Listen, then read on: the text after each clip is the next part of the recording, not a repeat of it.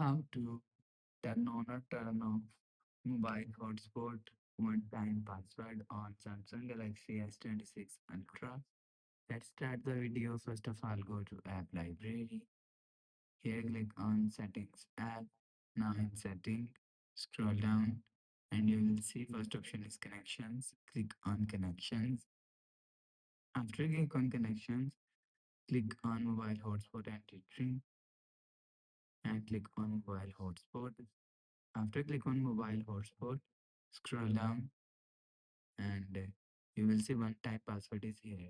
If you want to turn on one time password, so turn on this button. After turn on this button, you will see one time password is turned on. If you want to turn off one time password, so turn off this button. After turn off this button, you will see one time password is turned off.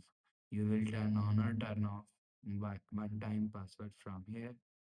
After the process, go back to home screen. So that's how you can turn on or turn off mobile hotspot one time password on Samsung Galaxy S26 Ultra. If you like the video, please subscribe. Thanks for watching.